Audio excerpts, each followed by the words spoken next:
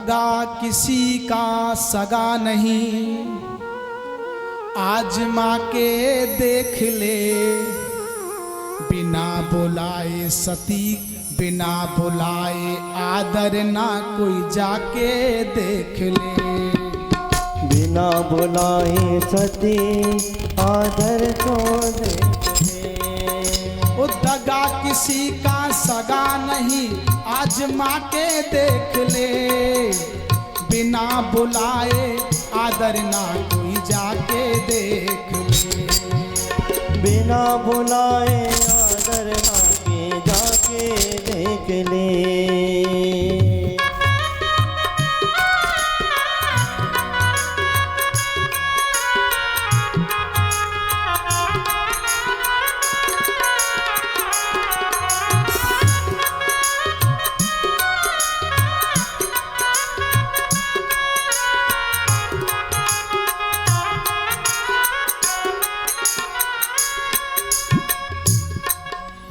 बिना बुलाए सती गई, अपमान हुआ भारी।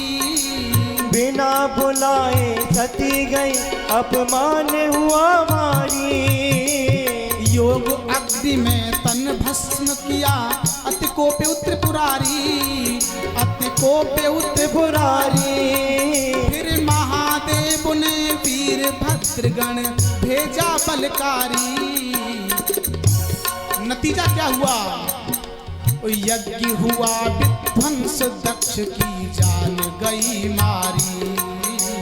यज्ञ हुआ विध्वंस, बंस की जान हुई भारी। क्योंकि मूर्ख को नहीं ज्ञान लगे, मूर्ख को नहीं ज्ञान लगे, समझा के देख ले। मिट्टी में मिल जाए अकड़ अकड़ा के देख ले। मिट्टी में मिल जाए अकड़, कोई अकड़ा के देख ले। सगा किसी का सगा नहीं, आजमा के देख ले। दगा किसी का सगा नहीं, आजमा के देख ले।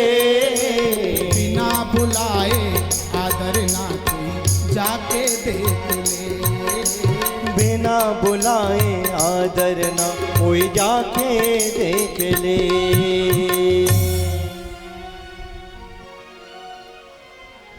सती जी भगवान शंकर को वहीं छोड़कर चल दी। जैसे ही यज्ञ में सती जी पहुंची, वहां पर उसने भी अपना मुंह मोड़ लिया। सती जी को आभास हुआ कि भगवान शंकर ने सही कहा कि मेरा आदर नहीं होगा।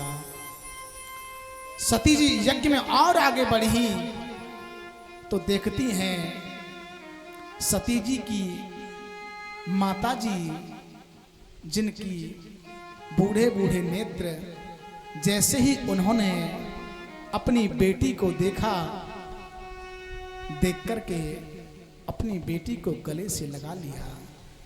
जहां मां का वर्णन आता है, जैसे ही मां की पंक्ति को लिखना पड़ा तो गोस्वामी जी ने भी लिख दिया, सादर भले ही मिली एक माता। मां तो मां होती है, चाहे पुत्र हो अथवा पुत्री हो। मां अनन्य प्रेम करती है। जहां से ओम का उच्चारण होता है, वहीं से मां का भी उच्चारण होता है। ओम में 3 अक्षर हैं, अ, उ और मां। और मां में 2 अक्षर हैं, मां और आ। उ नहीं है, उ अर्थात शंकर नहीं है। मां संहार नहीं करती, मां उत्पन्न करती है, मां पालन करती है, मां कभी संहार नहीं करती। सोचिए, जब किसी मां का कोई पुत्र अथवा पुत्री बीमार होता है, सबको याद करती है, हे मेरे हनुमान जी, हे माता दुर्गा, हे कृष्ण भगवान, हे राम भगवान, मेरे बच्चे को ठीक कर दो। कई कई दिनों तक माँ खाना नहीं खाती, अगर उसका बच्चा बीमार हो तो मां तो सबकी मां होती है, मां तो सबकी मां होती है, इसमें मुझको क्या कहना है। और यदि कहना है तो बस ये कहना है, मेरी मां का क्या कहना है। मां तो मां है। मां के विषय में तो शास्त्र भी नेत नेत कहते हैं। मां के सदृश, मां के तुल्य और इस जगत में दूसरा कोई नहीं है। मां ने अपनी बेटी को गले से लगाया,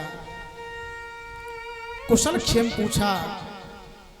सती जी और आगे बढ़ी।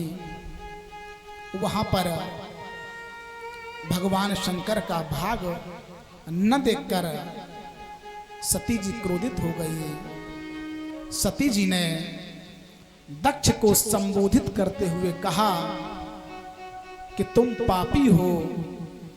जो शिव 2 अक्षर का नाम है, जिसको जपने से जीव इस भव सागर से पार हो जाता है।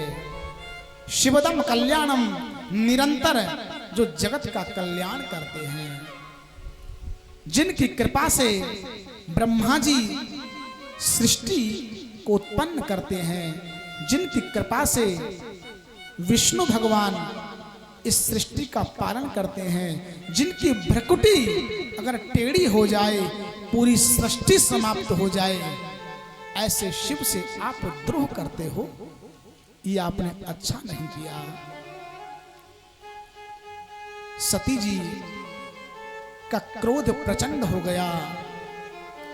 सती जी ने सोचा कि मैं इस शरीर को जो कि इस पिता से प्राप्त किया है, इसको मैं नष्ट कर दूंगी। क्योंकि जब भी वह मुझसे दाक्षायणी कहते हैं तो मुझे अप्रसन्नता नहीं होगी, क्योंकि इन्होंने तो उनसे बैर किया है, द्रोह किया है। सती जी ने योगाग्नि के द्वारा अपने शरीर में अग्नि जलाई और शरीर को भस्म कर दिया। चारों तरफ हाहाकार मच गया। सबने धिक्कारा कि आपने अपनी पुत्री को मरते हुए देखा लेकिन रोका नहीं, अच्छा नहीं किया। इधर नारा कर दिया है और जितने भी गण हैं सबको मार के भगा दिया है। भगवान शंकर क्रोधित हो गए। उन्होंने क्रोध में अपनी जटा पृथ्वी पर पटकी। बहुत तेज आवाज हुई, अट्टहास हुआ और वीरभद्र नामक एक 1000 सिरों वाला, 1000 हाथों वाला आकाश की तरह,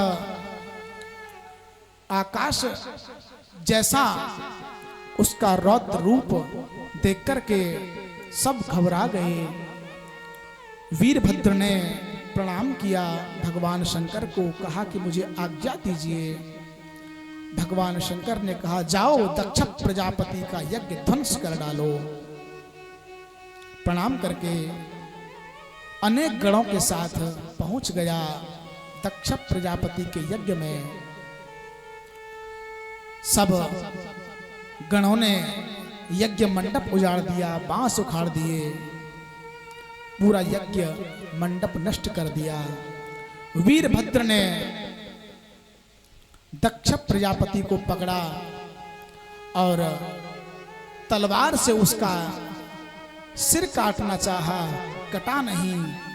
तब मरोड़ के दक्ष प्रजापति का सिर धड़ से अलग कर दिया। सभी देवताओं को अंग भंग कर दिया। सब देवताओं को खूब मारा पीटा और यज्ञ ध्वंस करके दक्ष का सिर अग्नि में स्वाहा कर दिया। भगवान शंकर के पास आए।